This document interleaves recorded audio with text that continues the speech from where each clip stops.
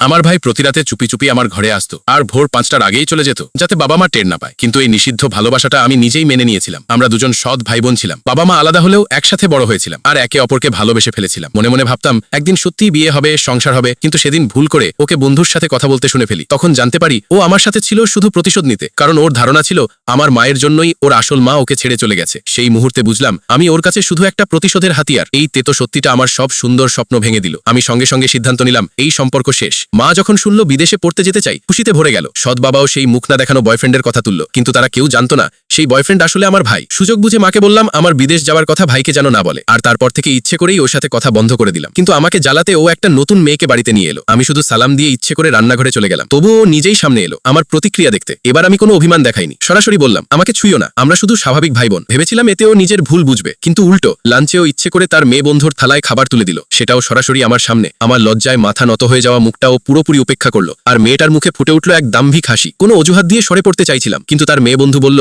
চলো 3 জন মিলে শপিং করতে যাই। না বলা কঠিন ছিল, তাই যেতে হলো। পথে ওর মেয়ে বন্ধু চুপি চুপি আমাকে সতর্ক করলো, বলল আমার আর ভাইয়ের সম্পর্কের কথা ওর সব জানা আছে। শুনে ভয় লাগলো, মা জেনে ফেলবে না তো? তারপর প্রমাণ করতে চাইল ভাই কাকে বেশি পছন্দ করে। নাটক করলো যে ওর কুকুর খুব অসুস্থ, তাই এখনই ফিরতে হবে। অবাক করা ব্যাপার, ভাই সত্যিই গাড়ি থামালো আর আমাকে এখনই নেমে যেতে বলল। তখন বাইরে ঝমঝম বৃষ্টি। সেই মুহূর্তে পরিষ্কার বুঝলাম যাকে এতগুলো বছর ভালোবেসেছিলাম সে কতটা নিষ্ঠুর হয়ে গেছে। বুক ভেঙে যাবার পর বৃষ্টিতে একা হেঁটে গেলাম, রাগ আর যন্ত্রণাটা বের করে দিতে দিতে। বাড়ি ফিরে আমাদের সব ছবি ছিঁড়ে ফেললাম, আর ও যে আংটি দিয়েছিল সেটা আগুনে ছুড়ে দিলাম। মানে অতীতকে পুরোপুরি শেষ করে দিলাম। মা যে আমাকে সবচেয়ে বেশি ভালোবাসে আমার মনের কষ্ট টের পেয়ে গেল, আমাকে খুশি করতে বিশেষভাবে পারফর্ম করলো, আমার সাথে অনেক সুন্দর ছবি তুললো। বিদেশ যাওয়ার জন্য মা নিজে এসে আমার মালপত্র গুছিয়ে দিল। ঠিক তখনই ও আবার আমার ঘরে এলো। বললাম না যে আমি চলে যাচ্ছি, শুধু বললাম আমাকে বিশ্রাম নিতে হবে, চলে যাও। পরদিন সকালে ও কাজে বেরিয়ে গেলে ওর ঘরে একটা চিঠি রেখে এলাম। তারপর বাবা মাকে বিদায় জানিয়ে গাড়িতে উঠতে যাচ্ছিলাম, ঠিক তখনই ও হঠাৎ ফিরে এলো।